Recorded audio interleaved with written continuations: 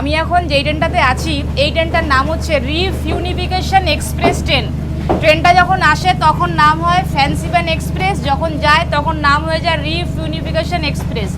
আমার মনে হচ্ছে এটা বোধহয় স্টাফদের কোচ। তোমাদেরকে দেখাই, এখানে দুটো সিট রয়েছে, এখানে আবার ডিমও রয়েছে। দেখো, হ্যাঁ, ডিমগুলো বোধহয় সিদ্ধ করে খায় বা বিক্রি করে, এরকম কিছু হবে।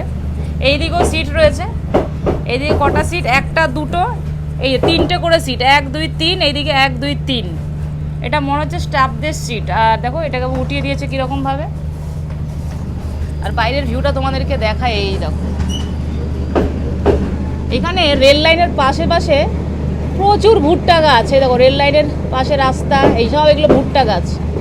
এই যে ট্রেনটা যাচ্ছে কি সুন্দর। ও এই জায়গাটা দেখো, এগুলো সব জমি। এখানে বোধহয় ধান ফান এরকম কিছু চাষ করবো। এই যে এখানে আবার বীজ লাগিয়েছে, এই যে সব ধান কিন্তু লাগিয়েছে এর মধ্যে। এগুলো তারপরে তুলে তারপরে জমির মধ্যে সব পুঁতবে ধান। দূরে পাহাড়ের মধ্যেও কিন্তু সব রয়েছে এই যে চাষ, এই যে পাহাড়ের ওপরে সব চাষ। এই তো রেল লাইনের পাশে পাশে পুরো ভুট্টা গাছ, কত সবজি। মানে আমি ভিয়েতনামে জার্নি করছি, এখানে খালি সবজি দেখে যাচ্ছি, ধান থেকে শুরু করে ভুট্টা থেকে শুরু করে এই যে কাঁঠাল, কলা গাছ, মানে কি না নেই সব কিছু আছে। এই দেখো,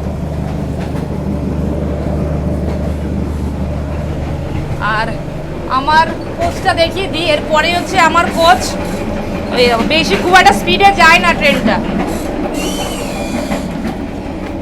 এই যে এখানে আবার খাবার দাবার রয়েছে, বেসিন আছে এখানে, বিস্কুট থেকে শুরু করে তোমার এই যে আখরোট, পেস্তা, কাজু, এখানে চা কফি খেতে চাইলে সব কিছু আছে। এখানে চকলেট, এখানে ওয়াইন, এটা হচ্ছে ওরিও বিস্কুট, এই যে ওরিও বিস্কুট আছে। তো আমি সিটে চলে যাই আমার। এই যে এইদিকে দেখো সব ধান গাছ, এগুলো ধান ক্ষেত, জমি। আমার সিট হচ্ছে এটা,